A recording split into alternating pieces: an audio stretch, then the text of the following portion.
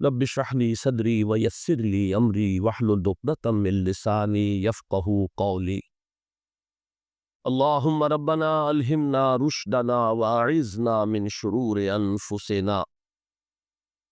اللهم ارحمنا بالقرآن العظيم. اللهم اجعله لنا اماما ونورا وهدى ورحمة.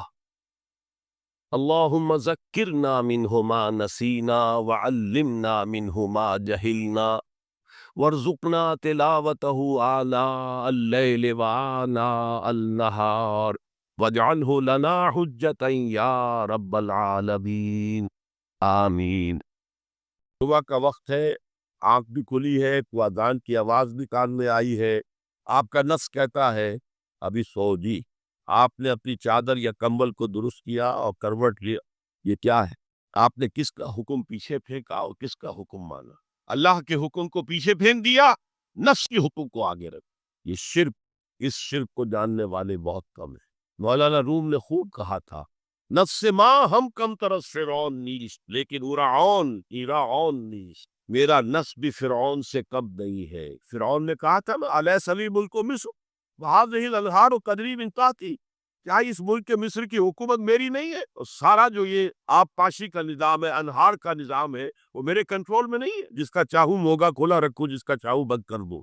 یہ تھا خدائی کا دعویٰ، انا ربکم الاعلی۔ تو مولانا نور کہتے ہیں میرا نفس بھی اس سے کمتر نہیں ہے۔ وہ کہتا ہے یہ جسم میرا ہے، اس پر میرا حکم چلے گا، میں نہیں جانتا کون اللہ کون رسول، کیا حرام کیا حلال۔ تو فرعون سے کم تو نہیں ہے میرا نفس، لیکن فرعون اس کی بہت مدد تھی، فوج تھی، لاؤ لشکر تھا، تو اس نے زبان سے بھی کہہ دیا کھل کر انا ربکم الاعلی۔ میں مسکین ہوں، غریب ہوں، میرے پاس کوئی طاقت نہیں ہے، میں زبان سے تو کچھ نہیں کہہ سکتا، اندر سے میرا نفس یہی کہتا۔ یہ نفس کی حکومت قرآن کہتا ہے، بحران ہوتا ہوں۔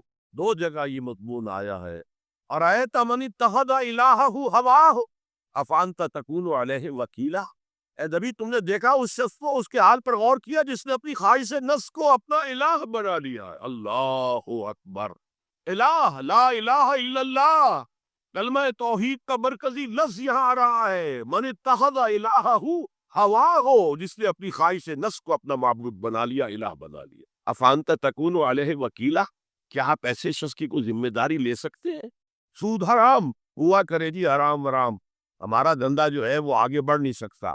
اللہ کے حکم کو پیچھے ڈالا، نفس کے تقاضے کو آگے رکھا۔ کون معبود ہے آپ؟ نام عبداللہ رکھیے، نام عبد الرحمن رکھیے، ہے عبد النفس، نفس کے بندے، نفس کے غلام۔ پوچھا گیا ایو الہجرت افضل یا رسول اللہ، اے اللہ کے رسول بتائیے سب سے اعلیٰ ہجرت کون سی ہے، افضل؟ فرمایا ان تہجر ما کرہ ربک، ہر اس چیز کو چھوڑ دے جو تمہارے رب کو پسند نہیں۔ آج رات ہی سے آپ ہجرت شروع کر سکتے ہیں۔ جائزہ لیجئے کیا کیا چیزیں میری زندگی میں خلاف شریعت ہے، تو اللہ کو ناپسند ہے، فیصلہ کیجئے کہ آج کے بعد نہیں ہوگی، ہجرت شروع ہو گئی۔ افضل الہجرہ، سب سے افضل ہجرت شروع ہو گئی۔ المجاہد من جاہد نفسہ، جہاد تو یہاں سے شروع ہو گیا، اپنے نفس کے خلاف جہاد کرنا۔ صبح نفس نے کہا ابھی سو جا، آپ نے نفس کی بات کو رد کیا، اپنا کمبل اٹھا کے پھینکا، اٹھے، وضو کیا، نماز کے لیے آپ مسجد چل دیے، آپ نے جہاد کیا نفس کے خلاف، یہ افضل الجہاد ہے۔ افرأیت من اتخذ الہہ ہواہ افانت تکون علیہ وکیلا، کیا تم نے غور کیا اس شخص کی حالت پر جس نے اپنی خواہش سے نفس کو اپنا معبود بنا لیا، الہ بنا لیا، کہہ رہا ہے لا الہ الا اللہ، لا الہ الا اللہ، لیکن الہ تو اس کا نفس ہے۔ ظاہر بات ہے فرعون نے اگر دعویٰ کیا تھا میں تمہارا خدا ہوں، انا ربکم الاعلی، تو کیا اس کا مطلب یہ تھا کائنات میں نے پیدا کی ہے، تمہیں میں نے پیدا کی ہے؟ ذرا سوچیے، کیا وہ بزرگ موجود نہیں ہوں گے جنہوں نے اسے دیکھا ہو کہ آج اس کی ولادت ہوئی تھی، کل اس کی کوئی اور سیری بنی ہوئی تھی؟ یہ کیسے تھا؟ وہ دعویٰ کیا تھا؟ میرا حکم چلے گا، میں نہیں جانتا، الیس لی ملک مصر، مصر کی حکومت میری ہے کہ نہیں؟ قرآن حکیم نے بھی سورہ آل عمران کے آخری رکوع میں ذکر کو سب سے پہلے اور سب سے اہم عامل کی حیثیت سے شمار کیا۔ چنانچہ اس کی پہلی آیت جو ہے سورہ آل عمران کے آخری رکوع کی تھی، اس میں تو وہی مضمون جو میں بیان کر چکا وہ آیا ہے، ان فی خلق السماوات والارض واختلاف اللیل والنہار لآیات لأولی الالباب، یقیناً آسمانوں اور زمین کی تخلیق میں اور دن اور رات کے الٹ پھیر میں نشانیاں ہیں ہوش مندوں کے، ان کے ذریعے سے انسانی شعور کے اندر وہ معرفت رب اجاگر ہوگی. وہ پہلا مرحلہ اس نے طے کر لیا، وہ ڈورمنٹ معرفت اب ایکٹیویٹ ہو گئی. اب مزید فکر کا مرحلہ ہے جو اگلی آیت میں آیا ہے، الذین یذکرون اللہ قیاما وقعودا وعلی جنوبہم ویتفکرون فی خلق السماوات والارض ربنا ما خلقت ھذا باطلا سبحانک فقنا عذاب النار. یعنی تفکر جو ہے، یتفکرون فی خلق السماوات والارض، وہ تفکر کرتے ہیں، غور و فکر کرتے ہیں آسمان اور زمین کی تخلیق میں، لیکن اس تفکر کے ساتھ لازماً ذکر، اور ذکر مدام، ذکر بھی وہ کہ جو مستقل ہو، ہر حالت میں ہو. الذین یذکرون اللہ قیاما وقعودا وعلی جنوبہم، وہ لوگ کہ جو اللہ کو یاد رکھتے ہیں، اللہ کا ذکر کرتے ہیں، کھڑے ہوئے بھی، بیٹھے ہوئے بھی، اور اپنے پہلوؤں کے بل یعنی لیٹے ہوئے بھی. اب ان تین کے سوا تو کوئی پوزیشن انسان کی نہیں. اسی کا نام ہے دوام ذکر. اور اس کے ساتھ اگر وہ تفکر کرتے ہیں تو ان کا فکر اگلی منزل تک پہنچتا ہے. تو پہلی شے تھی فکر انسانی کی صحیح رخ پر مزید پیش قدمی اور پیش رفت، اور اس کے لیے لازم ہے ذکر و فکر کا امتزاج. دوسری چیز کو لیجئے عمل کی درستی. اس عمل کی درستی کے لیے اللہ تعالیٰ کے ساتھ ایک گہرے تعلق کی ضرورت، اس لیے کہ صبر کی بحث میں یہ مضامین شاید آپ کے سامنے آ گئے ہو کہ صبر، جہاں مصیبت پر صبر ہوتا ہے، تکلیف پر صبر ہوتا ہے، اللہ کے احکام پر جمنا یہ بھی صبر ہے، نفس کی خواہشات کی بات کو تھام کر رکھنا، کھینچ کر رکھنا یہ بھی صبر، اور استقامت کسی شے پر قائم رہنا یہ بھی صبر. تو عمل صحیح پر استقامت کے لیے وَاصْبِرْ وَمَا صَبْرُكَ إِلَّا بِاللَّهِ، اس صبر کی سب سے اہم جو بنیاد ہے، اس کا جو سب سے بڑا ذریعہ ہے، اس کا جو سب سے بڑا سہارا ہے، وَمَا صَبْرُكَ إِلَّا بِاللَّهِ، اس کے لیے ضرورت ہے ایک گہرے تعلق کی کہ اللہ کے ساتھ ایک ایسا تعلق برقرار رہے جو نہ صرف گہرا ہو بلکہ قائم ہو مسلسل. ذرا ظہور ہوگا تعلق مع اللہ میں، ذرا کمی آئے گی، شیطان کا وار کاری ہو جائے گا. اسی کو حضور نے حدیث میں یوں تعبیر کیا ہے تمثیلاً کہ جو دل اللہ کی یاد سے غافل ہے، اس پر فارسی کا وہ مقولہ بھی ہے کہ خانہ سالی را دیو میں گرت، گھر خالی رہے تو جنات اس پر دیو جو ہے آپ کا قبضہ جما لیتے ہیں. تو خانہ قلب جو ہے اگر یاد خدا بندی سے خالی ہو گیا تو شیطان ابلیس لعین اپنی تھوتنی ٹکا دیتا ہے.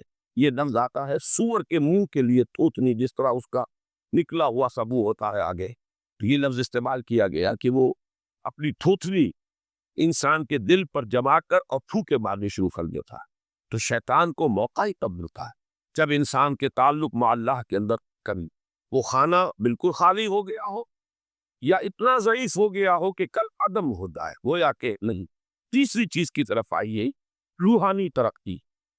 روحانی ترقی کے لیے میں ایک اصطلاح کے سامنے لا رہا ہوں، اس سے مراد کیا ہے؟ روحانی ترقی کے لیے ہماری دینی اصطلاح ہے تقرب الی اللہ، اللہ سے قریب تر ہوتے چلے جانا. اس پر میرا ایک کتابچہ بھی ہے.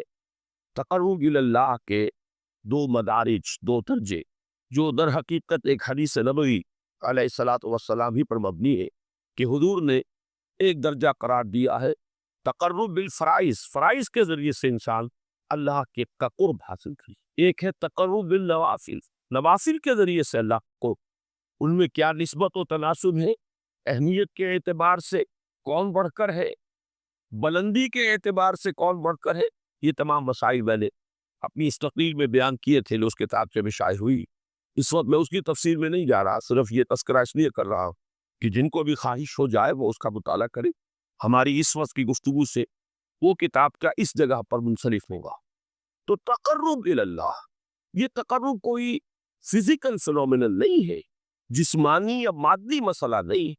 اللہ سے قرب یہ نہیں ہے کہ کوئی کروڑوں میل کا فاصلہ ہے، اب ہمیں وہ رسی پر چڑھنا ہے اوپر بڑی محنت اور مشقت سے. فصل تو ہے ہی نہیں، فاصلہ ہے، بورڈ ہے. نحن اقرب الیہ من حبل الورین، ہم تو انسان سے اس کی شہرگ سے بھی زیادہ قریب. ہوا معکم اینما کنتم، وہ تو تمہارے ساتھ ہی ہوتا ہے جہاں بھی تم ہو، بس صرف یہ کہ تمہاری توجہ نہیں ہوتی، تم اور چیزوں میں مشغول و مصروف رہتے ہو، تم ہماری طرف دھیان ہی نہیں دیتے تھے، تم ہماری طرف متوجہ ہی نہیں ہوتے۔ ہم تو مائل بے کرم ہے، کوئی سائل ہی نہیں، راہ دکھلائے کسے رہنم منزل ہی نہیں۔ انسان جب متوجہ ہو جاتا ہے اور بڑھتا ہے، آگے پیش قدمی کرتا ہے روحانی اعتبار سے، تو یہ ہے در حقیقت تقرب اللہ، اور اسی کو ہم کہیں گے روحانی طرف۔ اب ان تین چیزوں کو اگر آپ نے ذہن میں جما لیا، پھر میری بات کی ترکیب اس کو ذہن میں قائم کیجئے۔ ہم چلے کہاں سے؟ کہ دین کے ساتھ اصل مناسبت فلسفے کی نہیں، حکمت کا۔ نمبر 2، حکمت قرآنی کا پہلا اور اہم ترین اور بنیادی مسئلہ معرفت رب کا حصول، اس کا نتیجہ شکر خدا، اس کا ذریعہ آیات آفاقی، آیات انفسی، اور سب سے بڑھ کر آیات قرآنیہ، جو الذکر ہے، جو تذکرہ ہے، جو ذکر ہے۔ لیکن اس پہلے مرحلے کو اگر کوئی انسان وفضل ہی تعالی، اللہ کے فضل و کرم سے طے کر لے، اب اس کے سامنے تین مسئلے، فکر کی مزید پیش رفت، مزید پیش قدمی صحیح رخ پر، اس کے لیے ذکر اور فکر دونوں کا امتزاج لازمی۔ فقہ قرآن اختلاط ذکر و فکر، الذین یذکرون اللہ قیاما وقعودا وعلی جنوبہم ویتفکرون فی خلق السماوات۔ دوسری شے، پل کا درست رہنا، نہ افراط و تفریط ہو، عدم توازن ہو، نہ انسان نفس سے مغلوب ہو جائے، نہ انسان جذبات کی رو میں اندھا ہو جائے، نہ انسان ماحول سے مروب ہو کر متاثر ہو، صحیح رخ پر اس کا عمل۔ نمبر 3، روحانی ترقی، جو اصل حاصل، جو اصل مقصود ہے۔ نمبر 2 چیز کے لیے تعلق مع اللہ ضروری، نمبر 3 کے لیے قرب اللہ۔ اب غور کیجئے، ان تینوں چیزوں کا بڑا گہرا تعلق ہے نماز کے ساتھ، ان تینوں کے لیے ستون کی حیثیت نماز کو، لہذا ایمان کے بعد یا معرفت رب کے بعد حکمت دین کا اہم ترین مسئلہ نماز، صلاۃ، اس لیے کہ ایک طرف یہ انسان کو اللہ کے ساتھ ایک گہرے تعلق کا ذریعہ فراہم، اپنی تمام مصروفیات میں سے، ان مشغولیتوں میں جن میں گم ہونے کا خدشہ ہوتا، نکلو 24 گھنٹے کے معمولات میں سے کم 5 مرتبہ تو لازماً نکلو، اور اپنے آپ کو ذرا، اپنے حواس کو بھی، اپنی باطنی کیفیات کو بھی ذرا تازہ کرو۔ اگر کوئی گندگی، نجاست، کسی طرح کی ناپاکی کا کوئی معاملہ ہے، طہارت سے تمہارے اندر روح کو بھی بالندگی ہوگی، تمہارے حواس بھی تازہ ہوگے، تم گویا کہ بحیثیت کل تمہاری ہستی چاقو چوبند ہو جائے، وہ کسل، وہ سستیاں، وہ جو ایک کثافتیں ہوتی ہیں، ان سب سے نجات حاصل کرو، اور اب اپنے رب کے حضور میں کھڑے ہو جاؤ، اس کے ساتھ اپنا عہد بھی تازہ کرو، اس کی اہم صفات کو بھی اپنے ذہن میں پھر مستحضر کرو۔ یہی وجہ ہے، دیکھیے میں نے جو آیات آپ کو شروع میں سنائی تھی سورہ لقمان کی 2 آیتیں، پہلی آیت میں اس کا ترجمہ کر چکا، دوسری آیت وَلَقَدْ وَإِذْ قَالَ لُقْمَانُ لِابْنِهِ وَهُوَ يَعِظُهُ يَا بُنَيَّ لَا تُشْرِكْ بِاللَّهِ إِنَّ الشِّرْكَ لَظُلْمٌ عَظِيمٌ۔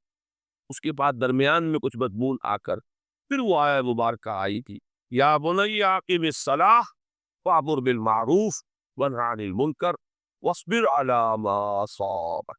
گویا کہ اہم ترین چیز، بنیادی ترین چیز، اللہ کو محض پہچان لینا کافی نہیں ہے، یاد رکھنا ضروری ہے۔ اللہ یاد رہے گا تو فکر صحیح آگے بڑھ، اللہ یاد رہے گا اور اس کے ساتھ ایک گہرا تعلق جو ہے برقرار رہے گا تو عمل درست ہے۔ بالکل یہی بات سورہ طٰہٰ میں جو پہلی وحی حضرت موسیٰ علیہ السلام پر ہوئی، اور پہلا مخاطبہ ہے، چونکہ حضرت موسیٰ کو یہ انبیاء کرام کے مقدس گروہ میں ایک امتیازی حیثیت حاصل ہے کہ ان سے براہ راست گفتگو ہوئی ہے، اگرچہ صرف ایک پردہ تھا، اور من ورائے حجاب گفتگو ہوئی ہے، لیکن یہ کہ کوئی فرشتے کا درمیانی جو ہے وہ لنک نہیں تھا، براہ راست اللہ تعالیٰ نے حضرت موسیٰ علیہ السلام سے کلام فرمایا، کلم اللہ موسیٰ تکلیما، موسیٰ سے تو اللہ نے کلام فرمایا جیسے کہ کلام کیا جاتا۔ تو پہلا مخاطبہ ہے، یہ پہلا مکالمہ ہے، پہلی وحی کہیے، اسی میں یہ الفاظ بھی موجود ہیں، اننی انا اللہ لا الہ الا انا فاعبدنی، وَأَقِمِ الصَّلَاةَ لِذِكْرِی۔ یہ گویا کہ حکمت قرآنی کا ایک بہت بڑا خزانہ ہے یہ آیت مبارکہ، کہ خود حضرت موسیٰ علیہ السلام کو جو ہدایت دی جا رہی ہے، میں ہوں، میں اللہ، اننی انا اللہ لا الہ الا انا، میرے سوا کوئی معبود کی بدنی، بس میری بندگی، میری عبادت، میری پرستش، میری محبت، اس کو اختیار کرو۔ وَأَقِمِ الصَّلَاةَ لِذِكْرِی، اور نماز کو قائم رکھو میری یاد پہ۔ بلکہ اسی سلسلہ کلام میں آگے چل کر سورہ طٰہٰ میں آتا ہے، کافی گفت و شنید کے بعد جب حضرت موسیٰ نے کچھ معذرت بھی کی، کچھ دعائیں بھی کی، اللہ نے ایک دعا قبول بھی کی کہ ان کے بھائی کو بھی شریک کر دیا، حضرت ہارون کو بھی۔ اس کے بعد پھر جب فرمایا کہ اب جاؤ فرعون کی طرف، تو اس میں فرمایا وَلَا تَنِیَا فِی ذِکْرِی، اور دیکھنا یہ جو عظیم مشن تمہارے کندھے پر آ گیا ہے، بڑا بھاری اور کٹھن ایک فرض ہے جو تم پر عائد ہو گیا ہے، اس کے لیے سب سے بڑی تمہارے پاس جو قوت کا ذریعہ ہے وہ نماز۔ اقیم فلا تنی عن ذکری، میری یاد میں کبھی غفلت نہ کر، اس میں کبھی کوئی کمی نہ آنے دیں۔ جیسا کہ میں نے عرض کیا تھا کہ جیسے ہی وہ تعلق جو ہے کمزور پڑتا ہے یا منقطع ہو جائے معاذ اللہ، تو پھر انسان گویا کہ شیطان کے لیے ایک لقمہ تر ملتا ہے۔ اب آپ غور کیجئے، تیسری شے تقرب الی اللہ، اس کے حوالے سے بھی جو فرائض اور نوافل کی بات ہے اس کو اس وقت ذہن سے نکال کر یہ سمجھیے کہ اس میں نماز کا کیا مقام ہے، اس لیے کہ نماز فرض بھی ہے، نماز نفل بھی ہے، وہ تو ان دونوں میں شریک ہو جائے۔ اب اس کو لفظ صلاۃ کے حوالے سے آپ ان دونوں چیزوں کو سمجھ، صاد لام واو یا یہ چونکہ حروف علت ایک دوسرے سے بدلتے رہتے ہیں، یہ جو مادہ ہے اس کی جو خالص لغوی اصل ہے، جو خالص عربی زبان میں اس کا بنیادی مفہوم ہے، وہ اگ جلانا یا جو تاپنا یا اگ سیکنا، حرارت حاصل، لہذا بار بار آتا ہے جہنم کے ذکر میں، اسلوہا، اب جلو اس میں، تاپو اس کو، یہ سیکے گی تمہیں۔ بلکہ تسپلون کا لفظ آیا ہے حضرت موسیٰ کے کلام میں، جب وہ گئے تھے کوہ طور پر، جب پہنچ گئے تو تھے آگ کی تلاش میں، لعلکم تسپلون، تو اپنے اہل خانہ سے یہی کہا تھا کہ مجھے کہیں وہ روشنی نظر آ رہی ہے، غالباً کوئی وہاں سے آگ مل سکے گی، ورنہ یہ کہ کوئی رہنمائی کو رستہ مجھے مل سکے گا، میں وہ آگ لے آؤں گا، کوئی چنگاری وہاں سے لے آؤں، لعلکم تسپلون، تاکہ تم، اب یہ اصطلاح در حقیقت باب استعان ہے، اور یہ تے یہاں پر کوئی کی شکل استعان کر گئی، تانے توبل، اس صورت استعان کی اس وقت کی وجہ سے۔ اور اس کا سب سے بنیادی مفہوم جو ہے وہ ہے تاپنا، سکائی حاصل کرنا، حرارت۔ اس کے حوالے سے سمجھ لیجئے کہ سب سے بنیادی تعلق اس کا جو ہے وہ روح کے ساتھ ہے۔ روح میں محبت خداوندی کی آگ اگر ٹھنڈی پڑ گئی ہے، اگر محبت خداوندی کی حرارت میں کمی ہو گئی، تو اس کو اثر لو، جس کو کہ میں آج سوچ رہا تھا تو ایک لفظ ذہن میں آیا کہ جیسے بیٹری اس کو ریچارج کیا جاتا، اسی طریقے سے روح کے اندر محبت خداوندی کی اس حرارت کو اثر نو پیدا کرنا، یہ ہے در حقیقت نماز کا۔ اس لیے کہ اس لفظ کا بنیادی مفہوم، اصل لغوی مفہوم تو یہ، اگرچہ اس کا سب سے زیادہ کثرت سے جو استعمال ہوتا، اور لفظ صلاۃ جس سے در حقیقت جس تصور پر مبنی ہے وہ ہے اقناع، کسی کی طرف متوجہ ہونا، اور پھر دعا۔ صلاۃ کا سب سے قریبی مفہوم لفظی جب بیان کیا جائے گا، اس سے مراد، اس کے معنی، تو دعا اس میں اہم ترین، کسی کی طرف توجہ کرنا، مناجات کرنا، گفتگو کرنا، مخاطبہ، مکالمہ، دعا، یہ در حقیقت صلاۃ کا سب سے اصطلاحی مفہوم ہے۔ لیکن جو اس کا مادہ ہے، صاد لام باؤ یا صاد لام یا، اس کا اصل مفہوم جو ہے وہ تاپنا، حرارت حاصل کرنا۔ تو ان دونوں کے حوالے سے عرض کر رہا، وہ تاپنا اور حرارت حاصل کرنا وہ ہے روح کے پاس۔ وہ جو کہا اقبال نے کہ مجھے اس کی آگ اندھیر ہے، مسلمان نہیں راہ کا ڈھیر، یہ عشق کی آگ جب بجھ جاتی ہے، در حقیقت یہی تو انسان کی روحانی موت ہے۔ جب یہ نہ رہے تو چاہے منطق میں بہت انسان ماہر ہو، مجھے اقبال کا ایک شعر یاد آیا تقابل کرتے ہوئے، ایک انسان محکوم اور ایک انسان حر، آزاد انسان، ان کی نفسیات میں جو بنیادی فرق علامہ اقبال نے مختلف مواقع پر بیان کیے ہیں۔ محکوم ہے بیگانہ اخلاص و مروت، ہر چند کے منطق کی دلیلوں میں ہے چالاک، تو منطق کی دلیلوں میں انسان چالاک ہو جائے اور وہ لغت ہائے حجازی کا وہ ایک خزانہ بن جائے، اسے تمام الفاظ کے معنی یاد ہو، وہ بڑے مسائل فقہ کے اسے ازبر ہو، جزیات بے انتہا جزیات جو ہے وہ مستحضر ہو، فلسفے کے بڑے بڑے مسئلے اس نے حل کر لیے ہو، لیکن اگر روح میں وہ اللہ کی محبت کی آگ نہیں ہے، وہ تپش نہیں، بجھی اس کی اندھیر ہے مسلمان نہیں لاپتا ہے۔ اسی کے حوالے سے آج مجھے یاد آیا تھا کہ وہ جو بڑی سادہ سی ایک نظم ہے، اللہ تعالیٰ سے دعا یا رب دل مسلم کو وہ زندہ تمنا دے، اس میں بھی جو الفاظ آئے جو روح کو گرما دے اور قلب کو تڑتا، یہ ہے اصل جو مقصود ہے نماز، اور یہی وہ چیز ہے جیسا کہ میں نے عرض کیا تھا کہ نگاہوں سے اوچل یہ پہلو سامنے ہے ہی نہیں، دوسرا پہلو سامنے ہے اور وہ بھی میرے نزدیک بہت اہم ہے، بہت بنیادی ہے، اس میں کوئی شک نہیں، لیکن یہ ہے بلند ترین وقت کہ تقرب اللہ، اس کے لیے در حقیقت یہ کس لیے درکار ہے؟ روح کے اندر عشق کی حرارت اور گرمی کا عذاب، بس یہ اندر دب جاتی ہے، جیسے انگارہ ہوتا ہے آگ کا اس کے اوپر اور آ جاتی ہے، اندر کچھ ہوتی ہے دبی ہوئی سمجھ اور بجھی ہوئی نہ جان، اس دبی ہوئی آگ کو پھر ایک شعلہ بنانا، پھر اس کے اندر ایک حیات تازہ پیدا کرنا، یہ ہے نماز کا اہم ترین اور بلند ترین وقت۔ لیکن اس کے ساتھ ہی اس نماز میں ذکر ہونا، اس کا یہ ذکر ہے، اور ذکر کی جب میں فہرست بیان کیا کرتا ہوں بہت سے حضرات کے سامنے ہوگا کہ ذکر کا در حقیقت مفہوم ہے استحضار اللہ فی القلب۔ ہمارے ہاں غلطی سے جو ذرائع ذکر ہے انہیں ذکر قرار دے دیا گیا ہے، نماز ذکر نہیں ہے، نماز ذکر کا ذریعہ، اقیم الصلاۃ لذکری، نماز قائم کرو میرے ذکر کے، یہ اللہ کہنا یا ادعیائے معصورہ جو حضور صلی اللہ علیہ وسلم کی مسنون دعائیں ہیں، انہیں اپنے تمام معمولات دنیاوی کے ساتھ ساتھ ان دعاؤں کو بھی انسان پڑھتا رہے، اللہ سے دعا کرتا رہے، یہ تمام ذرائع ذکر ہیں، سبحان اللہ الحمدللہ الحمدللہ، اس کا ورد کیجئے، یہ بھی ذریعہ ذکر ہے۔ حقیقت میں ذکر ہے استحضار اللہ فی القلب، اللہ کو دل میں لے آنا، اللہ کو دل میں حاضر کر لینا، اصل میں تو ترجمہ ہوگا، لیکن حاضر جاننا، یہ کیفیت جو ہے انسان کو حاصل۔ اب اس کے حوالے سے ذرا بات سمجھیے کہ ایک تو میں عرض کر چکا ہوں مجسم ذکر تو قرآن ہے، لہذا ذکر کی سیرت جب آپ کریں گے ذرائع ذکر تو میں سب سے پہلے قرآن آئے، اس لیے کہ وہ ہماری حکمت کے پہلے مسئلے کو حل کر رہا ہے، بنیادی مسئلہ، اہم ترین مسئلہ۔ دوسرے نمبر پر ذکر جو ہے، اب اس کے لیے کچھ اصطلاحات جو میرے مختلف دروس میں شاید آپ کے سامنے بعد میں آئیں یا پہلی آ چکی ہو، ان کے حوالے سے میری بات سن۔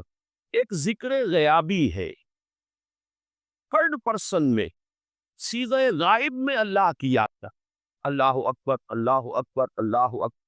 ابھی اللہ اکبر جو ہے یہ جملہ ہے اسمیہ خبریہ ہے، ایک حقیقت کی تکرار آپ کر رہے ہیں، اللہ سب سے بڑا ہے، اللہ سب سے بڑا ہے، سبحان اللہ سبحان اللہ سبحان اللہ۔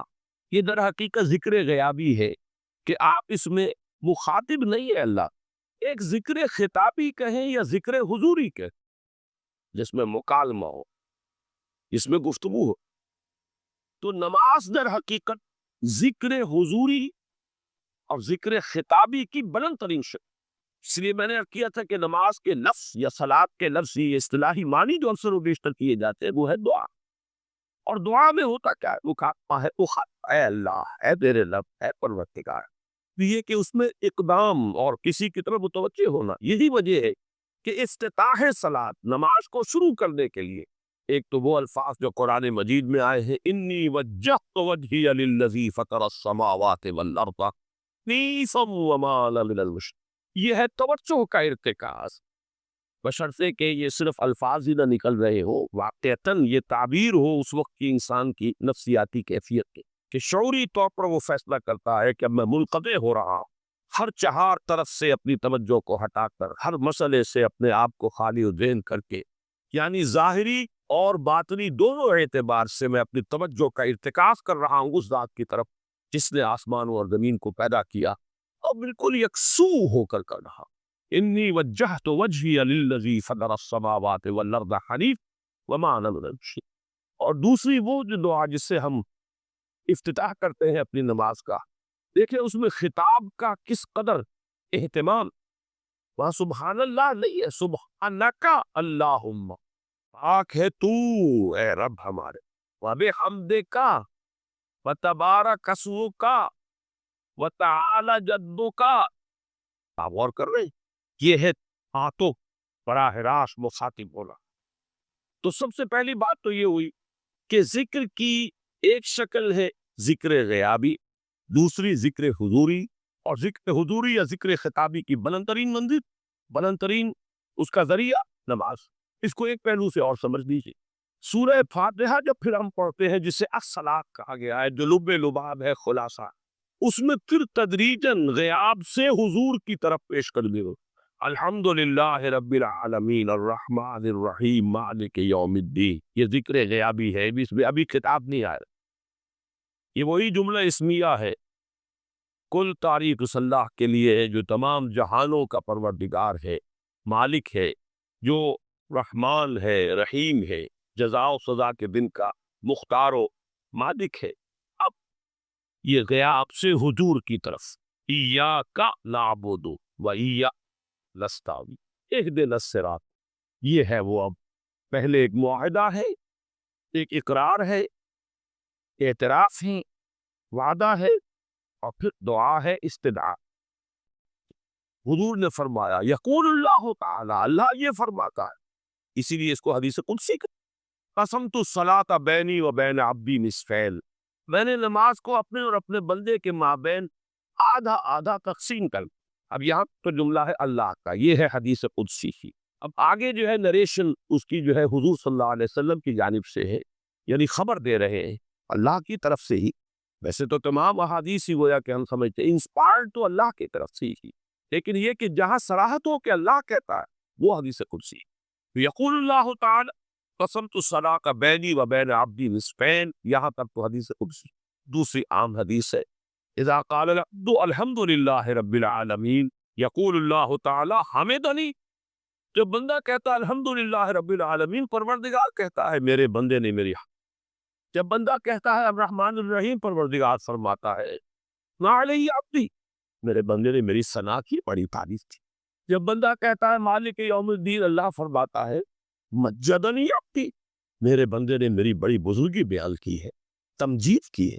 پھر جب بندہ کہتا ہے ایاک نعبد و ایاک نستعین، اللہ فرماتا اذا ما بینی و بین عبدی ولعبدی ما سأل، یہ ہے میرے اور میرے بندے کے درمیان۔ یہ تو معاہدہ ہے نا، معاہدے میں تو دو فریق جکڑے جاتے، بات بند جاتی ہے، یہ میرے اور میرے بندے کے درمیان ہے، اور میرے بندے نے جو طلب کیا میں نے دیا۔ اس لیے کہ اس میں طلب بھی تو ہے، ایاک نستعین، تیری مدد چاہتے ہیں، طلب نہیں، اسی کی شرح ہے جو تین آیتیں، پروردگار ہم تیری مدد چاہتے، پروردگار تیری بندگی کرتے ہیں اور کریں گے، اور تیری ہی مدد چاہتے ہیں، چاہیں گے۔ اگر حال میں اس کا ترجمہ کر، زمانہ حال کے اعتبار سے، اس لیے کہ فعل مضارع میں تو دونوں موجود ہیں شامل، تو یہ ایک اعتراف ہے، اظہار حال ہے۔ اللہ کرے کہ وہ واقعتاً صحیح اظہار حال ہو، ہم واقعی اللہ کی بندگی کرتے ہوئے یہ کہے کہ ایاک نعبد، ورنہ اگر ہماری اصل صورتحال سے وہ مطابقت نہ رکھتا ہو تو پھر تو ایک طرح کا جھوٹ ہو جائے گا، غلط بیانی ہو جائے گا۔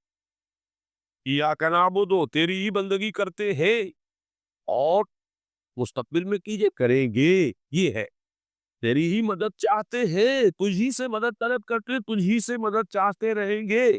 اس کے لیے فرمایا وَلِعَبْدِ مَا سَأَلَ، اور پھر اس کے بعد وہ استضاء ہے، اهدنا الصراط المستقیم صراط الذین انعمت علیہم غیر المغضوب علیہم ولا الضالین۔ اس حدیث میں اس کو ایک ہی جملے کو لیا گیا ہے، ایک ہی جملے کی حیثیت سے۔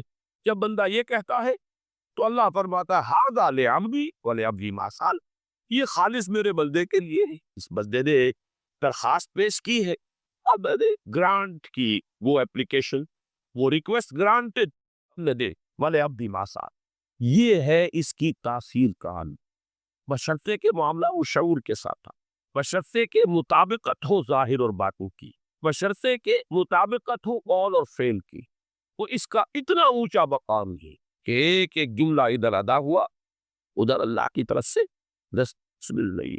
افلاک سے آتا ہے لالوں کا جواب آخر، اٹھتے ہیں حجاب آخر، کرتے ہیں خطاب شجرۃ طیبۃ اصلھا ثابت وفرعھا فی السماء۔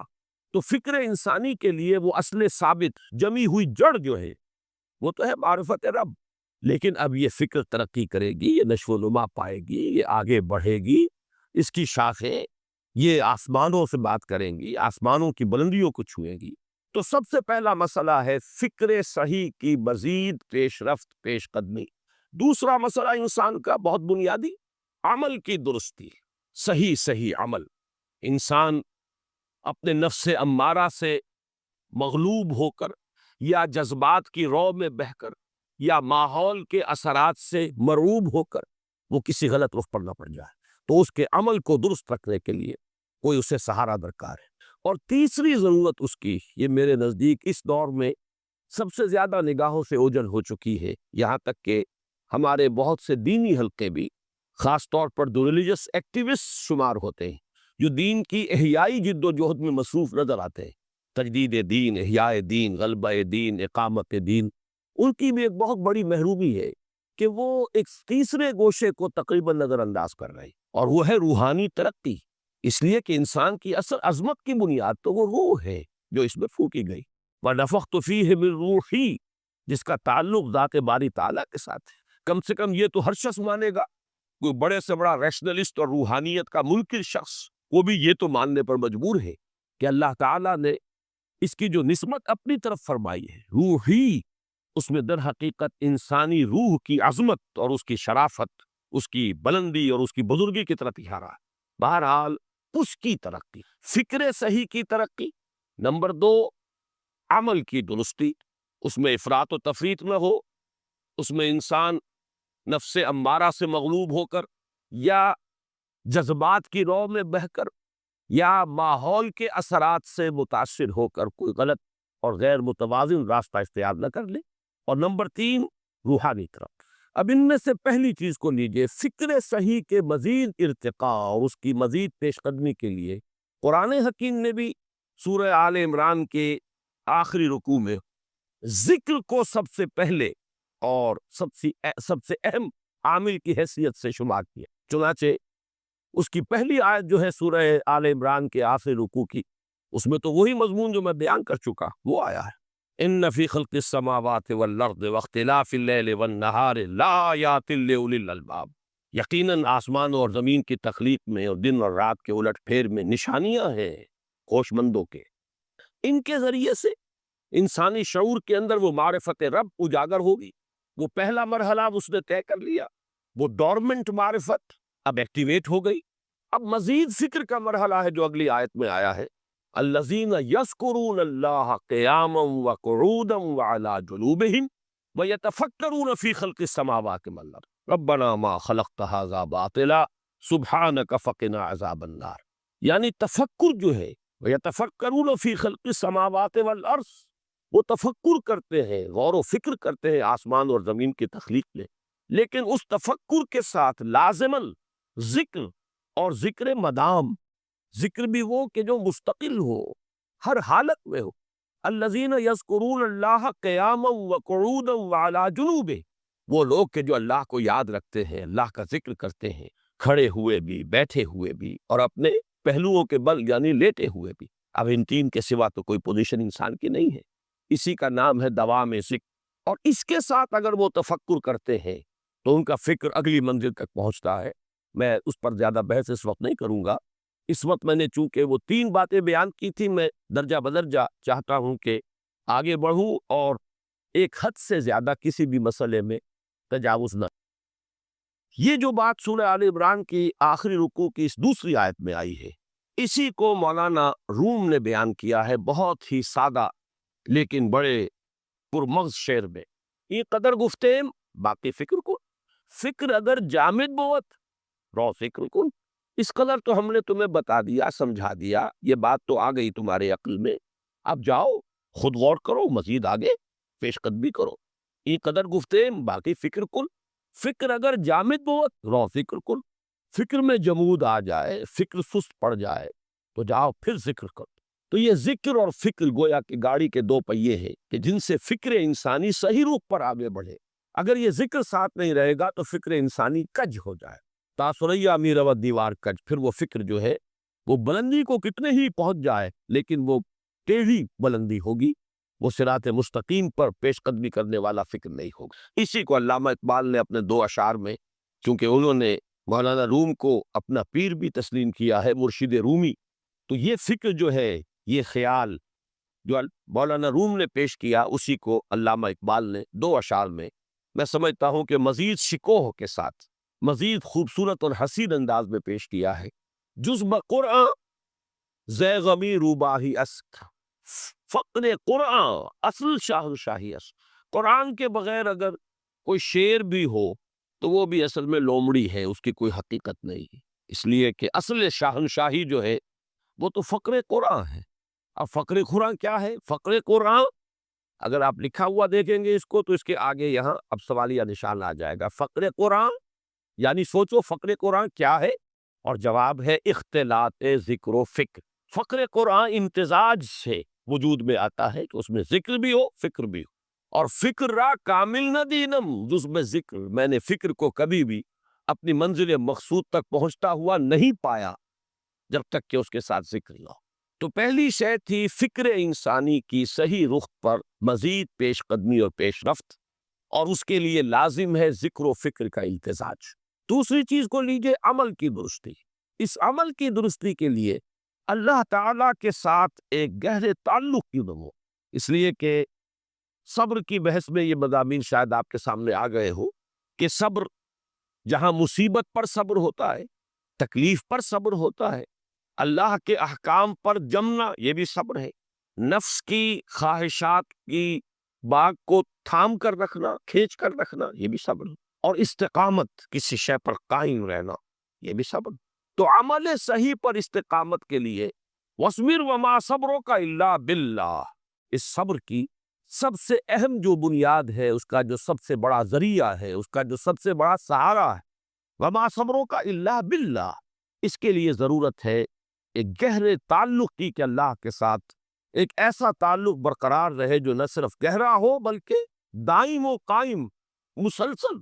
ذرا ظہول ہوگا تعلق مع اللہ میں، ذرا کمی آئے گی شیطان کا وار کاری ہو جائے گا۔ اسی کو حضور نے حدیث میں یوں تعبیر کیا ہے تمثیلاً کہ جو دل اللہ کی یاد سے غافل ہے اس پر، فارسی کا وہ مقولہ بھی ہے کہ خانہ خالی را دیو می گیرت، گھر خالی رہے تو جنات اس پر دیو جو ہے آ کر قبضہ جما لیتے ہیں۔ تو خانہ قلب جو ہے اگر یاد خداوندی سے خالی ہو گیا تو شیطان ابلیس لعین اپنی تھوتنی ٹکا دیتا ہے۔ یہ لفظ آتا ہے سور کے منہ کے لیے تھوتنی، جس طرح اس کا نکلا ہوا سبو ہوتا ہے آگے، تو یہ لفظ استعمال کیا گیا کہ وہ اپنی تھوتنی انسان کے دل پر جما کر اور پھوکے مارنے شروع کر دیتا ہے۔ تو شیطان کو موقع ہی تب ملتا ہے جب انسان کے تعلق مع اللہ کے اندر کمی ہو، وہ خانہ بالکل خالی ہو گیا ہو یا اتنا ضعیف ہو گیا ہو کہ کل عدم ہو جائے، گویا کہ نہیں۔ تیسری چیز کی طرف آئیے، روحانی ترقی۔ روحانی ترقی کے لیے میں ایک اصطلاح کے سامنے لا رہا ہوں، اس سے مراد کیا ہے؟ روحانی ترقی کے لیے ہماری دینی اصطلاح ہے تقرب الی اللہ، اللہ سے قریب تر ہوتے چلے جانا۔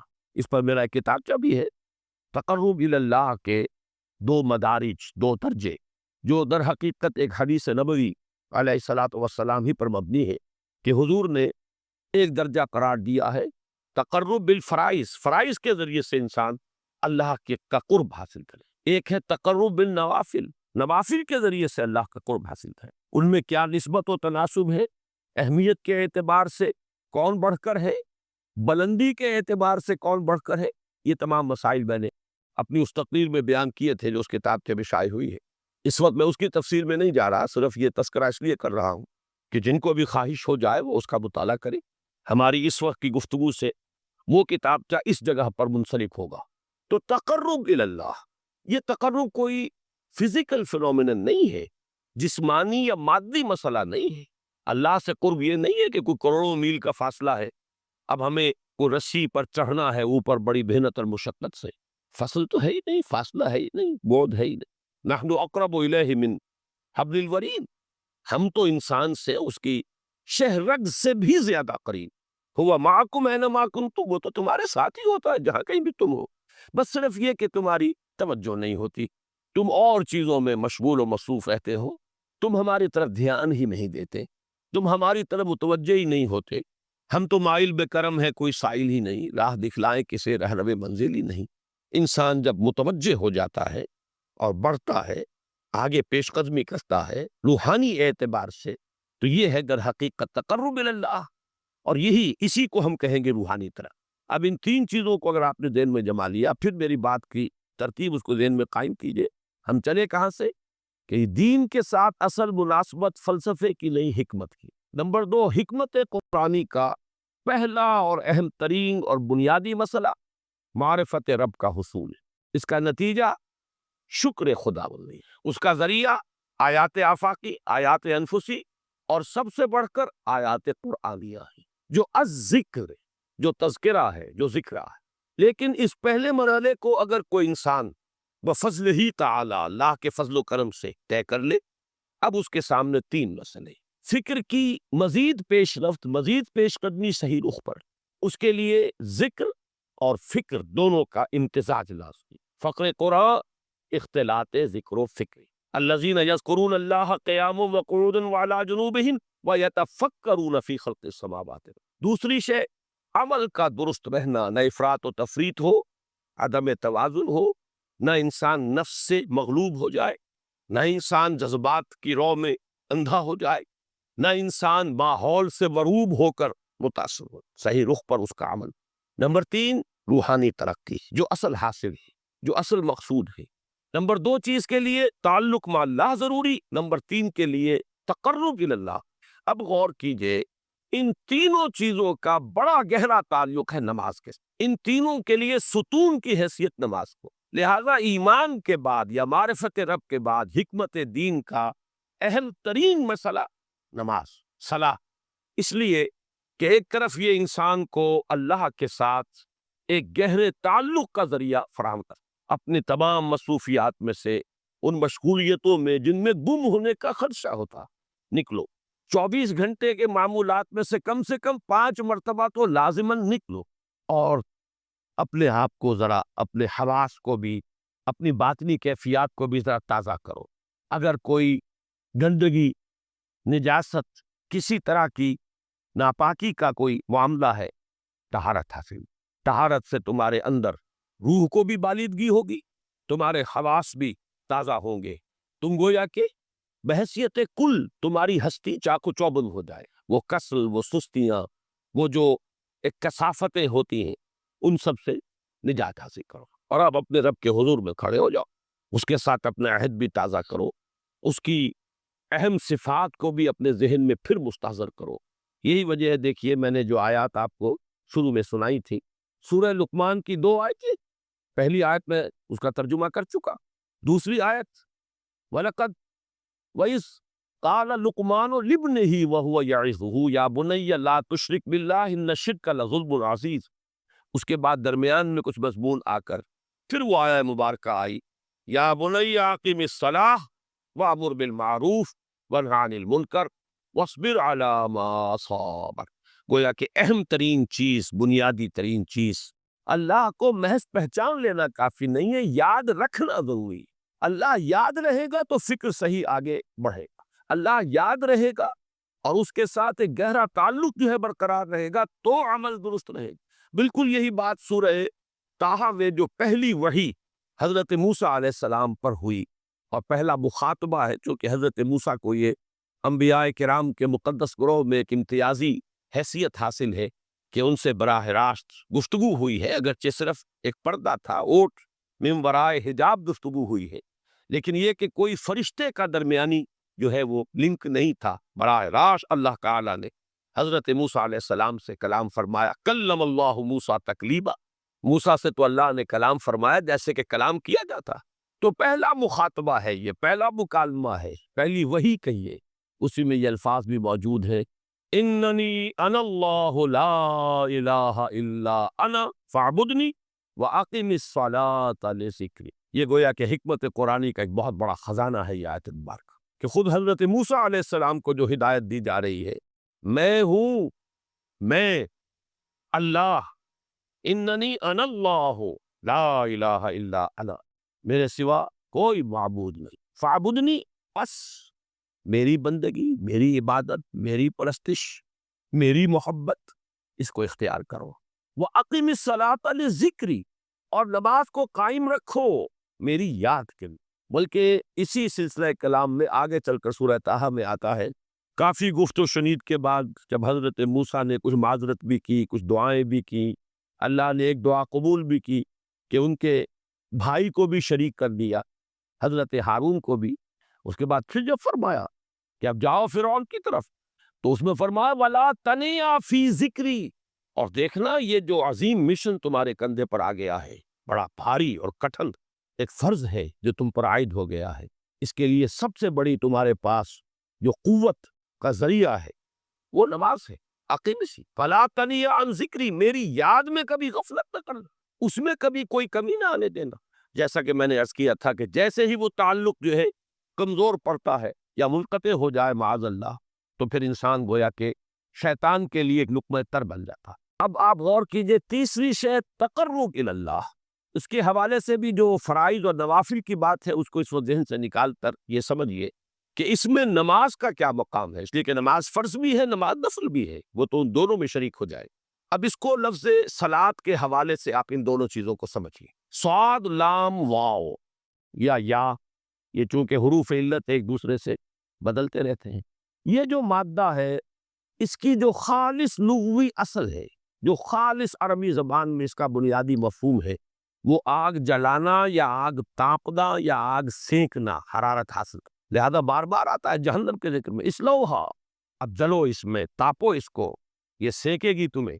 بلکہ تفتلون کا لفظ آیا ہے حضرت موسیٰ کے کلام میں، جب وہ گئے تھے کوہ طور پر، جب پہنچ گئے تو تھے آگ تک کی تلاش میں، لعلکم تفتلون، تو اپنے اہل خانہ سے یہی کہا تھا کہ مجھے کہیں وہ روشنی نظر آ رہی ہے، غالباً کوئی وہاں سے آگ مل سکے گی، ورنہ یہ کہ کوئی رہنمائی کو رستہ مجھے مل سکے گا، میں وہ آگ لے آؤں گا، کوئی چنگاری وہاں سے لے آؤں، لعلکم تفتلون، تاکہ تم، اب یہ اصطلاح در حقیقت باب افتعال ہے، اور یہ تے یہاں پر توئے کی شکل اختیار کر گئی، تا نے توبل کی صورت اختیار کی صاد کی وجہ سے۔ بہرحال اس کا سب سے بنیادی مفہوم جو ہے وہ ہے تاپنا، سکائی حاصل کرنا، حرارت۔